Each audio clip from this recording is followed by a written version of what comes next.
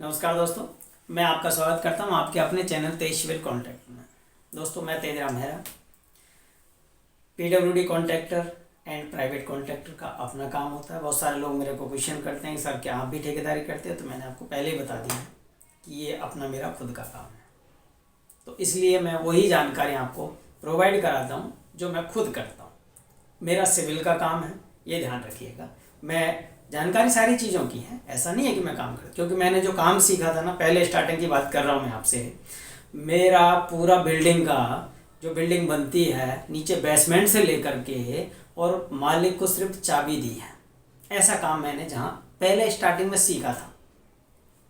मैंने जिसके पास मतलब मेरे जो वो हैं, जहाँ मैंने नौकरी करता था, वहाँ पे मैंने ये काम पूरा सीखा है।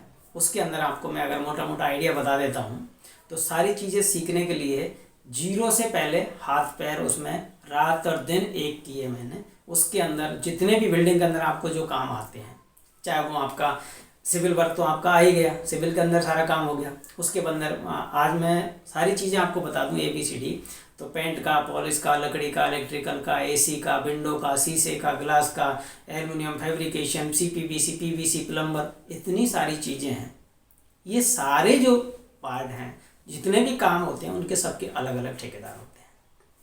अब मैं आपको आज जो बात करूँगा वो सिर्फ और सिर्फ इलेक्ट्रिकल कॉन्ट्रैक्ट की बात करूँगा, PWD के कॉन्ट्रैक्ट की बात करूँगा। बहुत सारे लोग कहते हैं सर हमें इलेक्ट्रिकल कॉन्ट्रैक्ट का रजिस्ट्रेशन कराने की जानकारी चाहिए, मैं इस पर बात कर रहा हूँ। दोस्तों, पहला पॉइंट मैं आपको बता रहा हूँ, अगर आपको इलेक्ट्रिकल कॉन्ट्रैक्ट का रजिस्ट्रेशन कराना है तो इससे पहले मैं आपको 4 बातें बताना चाह रहा हूँ। इन बातों को अगर आप फॉलो करते हो, इन बातों को पूरा ध्यान से देख लेते हो, अगर पूरा कर पाते हो, तो आप आगे रजिस्ट्रेशन कराना, अन्यथा आप अपने घर में बैठ जाना। पैसा खर्च के मत बैठ जाना, नहीं तो आपके पैसे जो खर्च करोगे वो आगे चल के आपके काम नहीं आने वाले, क्योंकि आपको आगे चल के दिक्कत आएगी, आप टेंडर नहीं भर पाएंगे। ये बहुत विशेष ध्यान देने वाली बात है।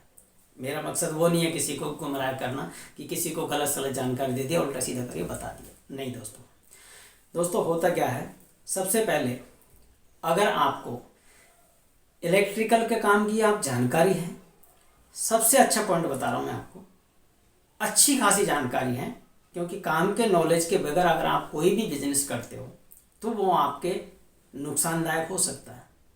XYZ कोई भी बिजनेस उठा के देख लीजिए, लेकिन मैं इलेक्ट्रिकल की बात कर रहा हूँ। तो आपको इलेक्ट्रिकल कॉन्ट्रैक्टर बनने के लिए सबसे पहले आपको खुद को नॉलेज होना ज़रूरी है। एक दूसरा पॉइंट भी आता है, बहुत सारे लोग कहते हैं कि मैं इंजीनियर हायर कर लूँगा, मैं कोई मेरा और भी जानकार है उसको ले लूँगा। दोस्तों, ऐसे दूसरे के कंधे पे बंदूक धर के काम करना गलत हो जाएगा आपके लिए। माने ना माने वो आपकी मर्जी है, मेरा काम बताना है, वो सिर्फ मैं आपको बता रहा हूँ, क्योंकि मैं लोगों का इस तरीके से काम करता हूँ, तो लोगों को जानकारी देता हूँ। अब आपके ऊपर डिपेंड करता है, क्यों, ये आगे पॉइंट आएगा कि आपको नुकसान कैसे हो जाएगा। ये मैं बहुत सारी चीज़ें हैं, आप और जानकारी के लिए व्हाट्सएप में मैसेज कर सकते हैं, वीडियो की लिस्ट मिल जाएगी, उसमें आप फ्री हैं, वो सारा कुछ देख सकते हैं। ये हो गया पहला पॉइंट, हो गया आपको काम का नॉलेज होना ज़रूरी है। दूसरा पॉइंट होता है, इसके अंदर कंपटीशन बहुत है। दोस्तों, कंपटीशन हर काम में बहुत है, इसमें भी बहुत है, लेकिन कंपटीशन उसका कुछ नहीं कर सकता जो खुद जानता है। अगर किसी काम के नॉलेज है, आपको आइडिया लग जाएगा कि इसमें 10 रुपये खर्च होने हैं, तो आप 10 रुपये बता दोगे किसी को, तो आपको पता है, तो आप 10 रुपये में काम भी मिल जाएगा। लेकिन आपको और नॉलेज ही नहीं है, आप या तो 10 रुपये के काम को 8 रुपये का बता दोगे, तो आपको घाटा चला जाएगा। अगर आपको 10 रुपये का काम के 12 रुपये बता दिया, तो आपको काम नहीं मिलेगा।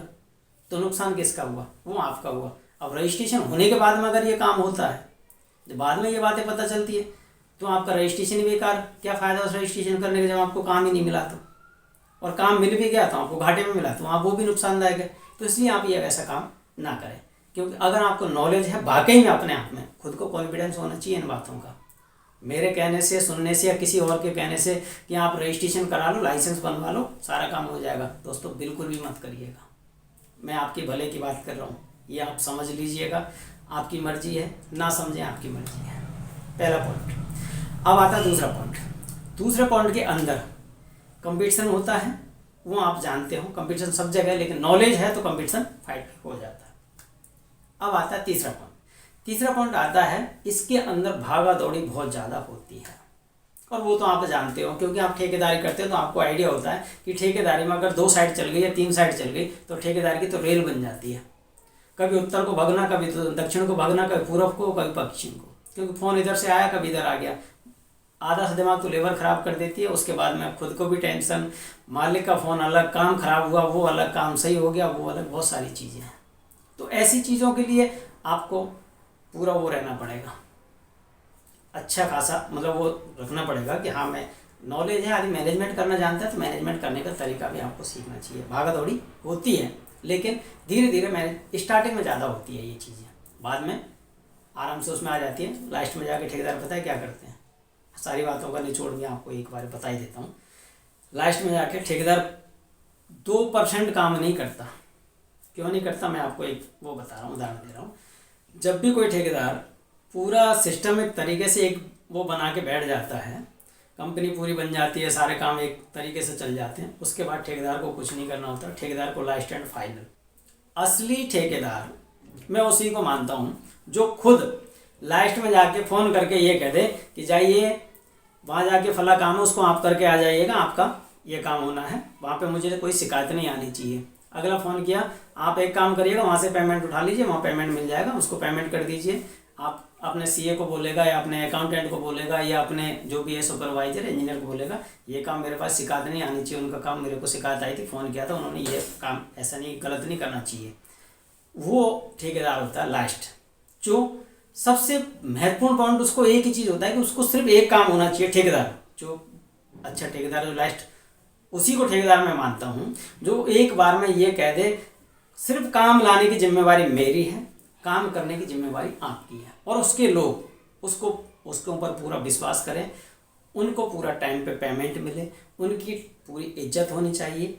ऐसे लोग दुनिया में बहुत हैं, लेकिन कुछ ऐसे भी लोग हैं जो लोगों का परेशान भी करते हैं, पैसे ले लेते हैं, पैसे देते नहीं हैं, टाइम पे पैसे भी नहीं, मतलब उनको जो नौकरी करते हैं लेबर मिस्त्री उनको गालियाँ देती है, पीठ पीछे गालियाँ देती है, मुंह पे तो क्या बोलेगा आदमी, गरीब आदमी किसी का क्या कर सकता है, लेकिन बद्दुआ इतनी बुरी निकलती है, लेकिन वो समझ नहीं पाते लोगों को। तो मेरा मानना है दोस्तों, ठेकेदारी करें, ठेकेदारी के अंदर अगर आपको आगे बढ़ना है किसी की बद्दुआ मत लीजिएगा, क्योंकि ज़िंदगी में जो भी आया वो सब जाएंगे लोग, लेकिन किसी की बद्दुआ लेकर मत जाइएगा। किसी की बद्दुआ ना यहीं पे आदमी को मिट्टी में मिला देती है, ऐसी कंडीशन कर देती है। अच्छे अच्छे लोग हैं जो आप जान सकते हो ऐसे लोगों की कहानी। चलो खैर, जो जैसा करेगा वो वैसा करेगा, उससे हमें कोई मतलब नहीं है। अगला पॉइंट फिर मैं चौथा पॉइंट की बात करने वाला हूँ। चौथा पॉइंट आता है आपका कि आपको अपनी जेब का पैसा लगाना होता है। मतलब आपके पास दोस्तों अपनी जेब का पैसा होना चाहिए लगाने के लिए, ठेकेदारी करने के लिए, क्योंकि सरकारी ठेकेदारी में अगर आपने टेंडर डाल दिया तो सरकार से पैसा बाद में मिलता है।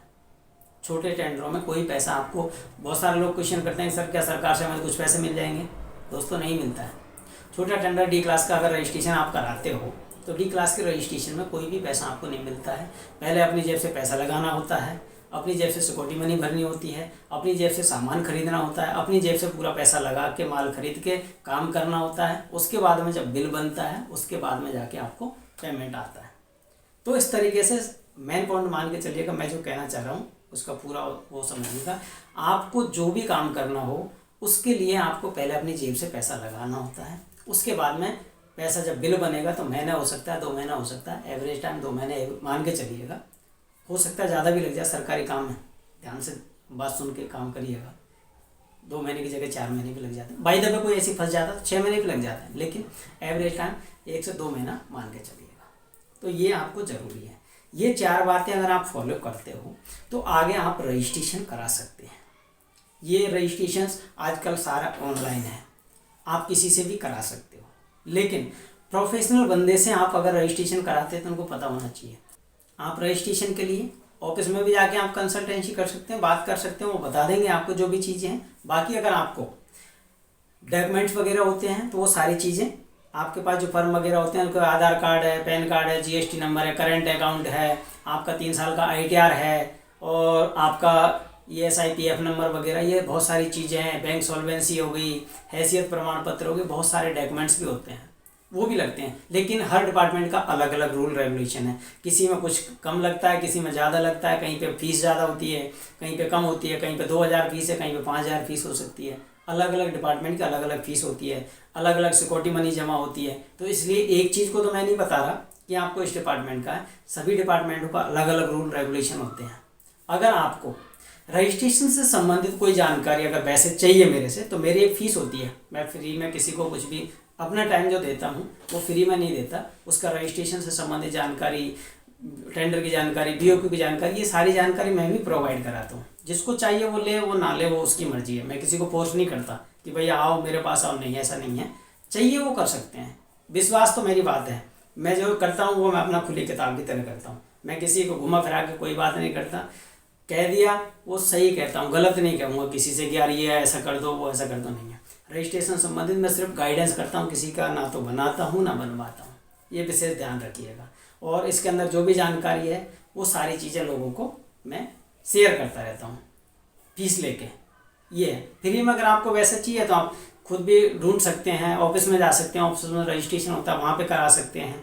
वो आप जाएंगे, वही जो चीज़ें होती है वही होती है सारी चीज़ें, लेकिन आपको पूरी जानकारी जो होती है, पहले डॉक्यूमेंटेशन प्रक्रिया जो होती है उसकी जानकारी आपको चाहे ऑफिस से ले सकते हैं, चाहे आप कहीं से भी ले सकते हैं, वो आपकी मर्जी है। दोस्तों, इस तरीके से आप खुद रजिस्ट्रेशन करा सकते हो। और जानकारी के लिए आप अपने चैनल तेज सिविल कॉन्टैक्ट यूट्यूब चैनल पे जाइएगा, या मेरे को मेरे व्हाट्सएप नंबर मैं आपको इसमें शेयर कर रहा हूँ, उसमें मेरे को मैसेज कर सकते हैं। उसमें वीडियोज़ की लिस्ट मिल जाएगी, ठेकेदारी की सारी जानकारी, चाहे आपकी सिविल की हो, चाहे इलेक्ट्रिकल की हो, चाहे प्लम्बिंग की हो, चाहे किसी भी चीज़ की हो, XYZ, वो सारी जानकारी सेम होती है। इसलिए मैंने जो भी वीडियो इसमें डाल रखे हैं वो सब ठेकेदारी से संबंधित हैं, सरकारी भी से और प्राइवेट से। और उसमें सारी चीज़ें आप देख करके आप अपना खुद भी कर सकते हैं। वो आपके ऊपर कैपेबिलिटी के ऊपर काम करते हैं कि आप कितना कुछ कर सकते हैं, तो वो आप आराम से खुद कर सकते हैं। दोस्तों, अगर आपको ये वीडियो अच्छा लगा हो तो आप एक लाइक करिएगा और अपने चैनल तेज सिविल कॉन्टैक्ट को सब्सक्राइब कर लीजिए। थैंक यू दोस्तों।